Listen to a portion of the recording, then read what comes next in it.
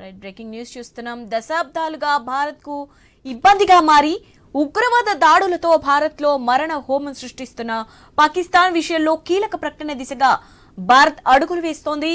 ఢిల్లీలో కేంద్రం నిర్వహిస్తున్న వరుస సమావేశాల అజెండా ఇదే అని జోరుగా చర్చ జరుగుతోంది. దాయాది పాకిస్తాన్ ఉగ్రవాద దేశంగా భారత్ ప్రకటించే అవకాశాలున్నాయంటున్నారు. ఈ ప్రకటన ద్వారా పాకిస్తాన్ కు గట్టి గుణపాఠం చెప్పే యోచనలో ఉన్నట్లు తెలుస్తోంది. వాస్తవానికి పాక్ ప్రేరేపిత ఉగ్రవాదంతో ఒక్క భారతే కాకుండా ప్రపంచంలోని అనేక దేశాలు ఇబ్బంది పడుతున్నాయి.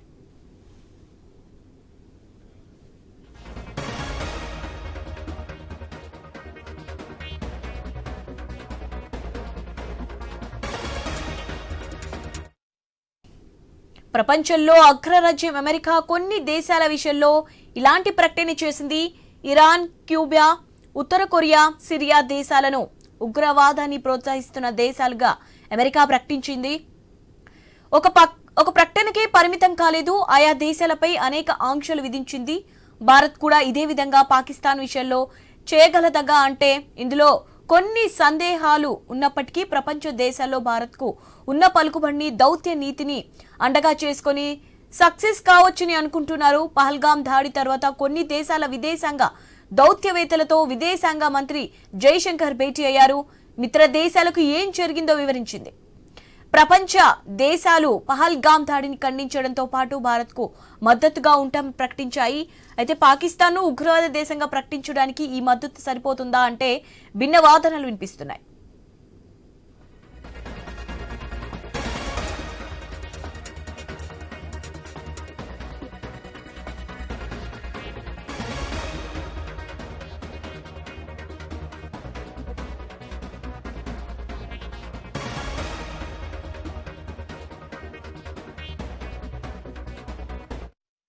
పాకిస్తాన్ ను ఉగ్రవాద దేశంగా ప్రకటించే పని అమెరికాకు అప్పగించే అవకాశాలున్నాయని చెప్తున్నారు.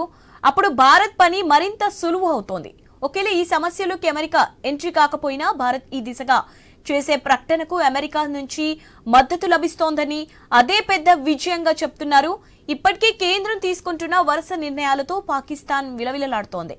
ఇప్పుడు పాక్ ను ఉగ్రవాద దేశంగా ప్రకటిస్తే దాయాదికి ఇక్కట్లు తప్పకపోవచ్చు.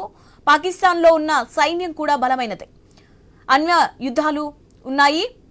ఇప్పటికే పాక్ లో తలదాచుకున్న అనేక మంది ఉగ్రవాదులను అంతర్జాతీయ టెర్రరిస్టులపై ప్రకటించి ఉన్నారు. రానున్న రోజుల్లో ఉగ్రవాదుల చేతికి పాక్ అణ్వాయుధాలు చిక్కితే మరింత ఇక్కట్లు తప్పవని ప్రపంచ దేశాలకు భారత్ వెల్లడించే అవకాశం ఉంది. అందుకే సమస్య తీవ్రతను వెల్లడించి పాక్ ను ఉగ్రవాద దేశంగా ప్రకటించే అవకాశాలు మెండుగా ఉన్నాయని అంటున్నారు. అంతేకాదు భారత్ లో సన్నిహితంగా ఉన్న దేశాలకు పాక్ ఎలాంటి సాయం అందకుండా చేయొచ్చని కూడా తెలుస్తోంది. రైట్, దీనిపై మరిన్ని అప్డేట్స్ మా ఇన్పుట్ ఎడిటర్ శ్రీకాంత్ అందిస్తారు.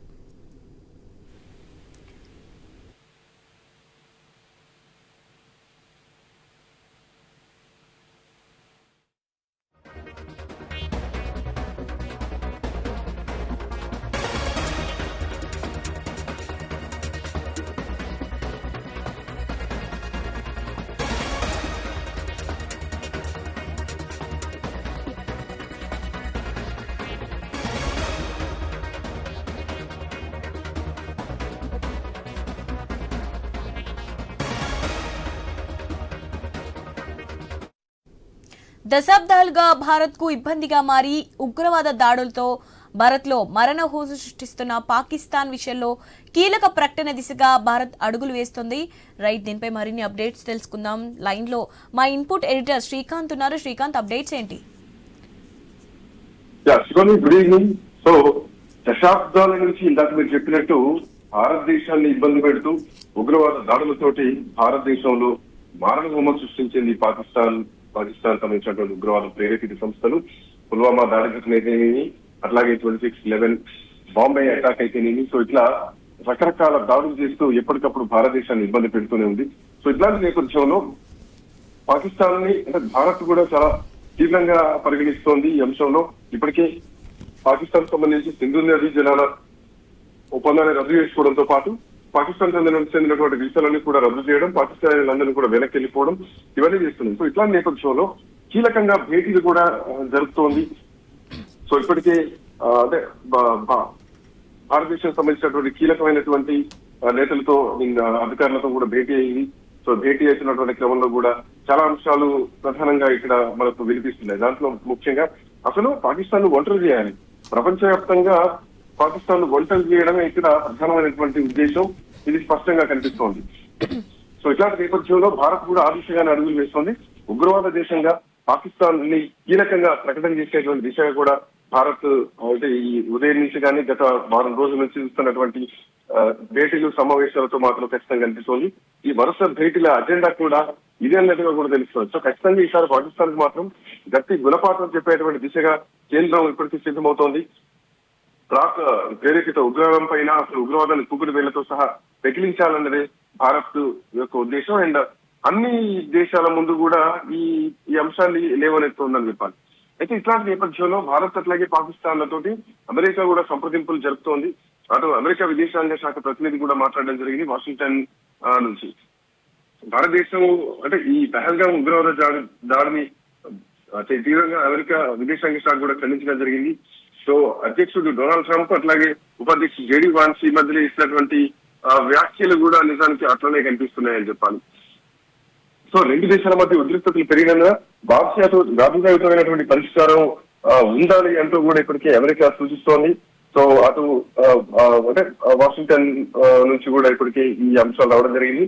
భారత్ ను పాకిస్తాన్ ఇద్దరిని కూడా అదే అమెరికా విదేశానికి కూడా కోరుతున్నాం అంటూ కూడా చెప్పడం జరిగింది. సో అంటే ఇట్లాంటి నేపథ్యంలో ఒక బాధ్యతమైనటువంటి తీర్మానం కోసం అన్ని పార్టీలు కలిసి పనిచేయాలంటూ యునైటెడ్ స్టేట్స్ చెప్తున్నటువంటి అంశం. సో మరోవైపు పహల్గాంలో జరిగినటువంటి దాడిని ఇప్పటికీ అమెరికా ఖండించడం జరిగింది. ప్రపంచ దేశాలు మొత్తం కూడా దీనికి సంబంధించి ఈ పహల్గాం దాడిని ఖండిస్తున్నారు.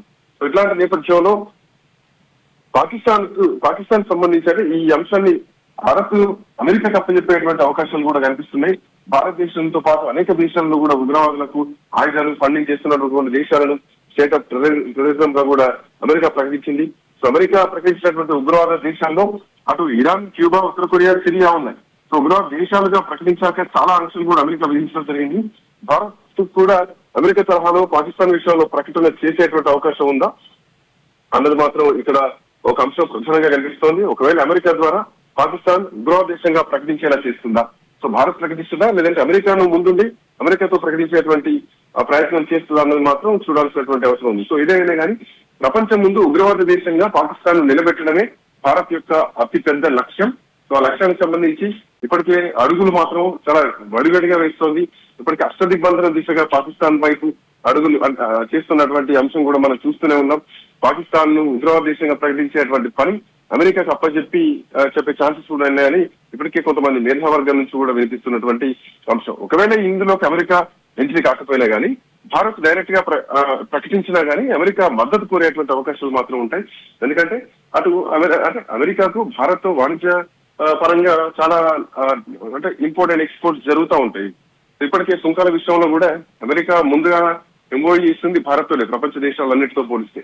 సో భారత్ విషయంలో కొంత సానుకూలంగా అమెరికా ఉంది కాబట్టి అమెరికా నేరుగా ప్రకటించకపోయినా కానీ భారత్ ప్రకటిస్తే మాత్రం ఖచ్చితంగా అమెరికా కొంత మద్దతు ఇచ్చేటువంటి అవకాశం అయితే ఉంటుంది. శివాని.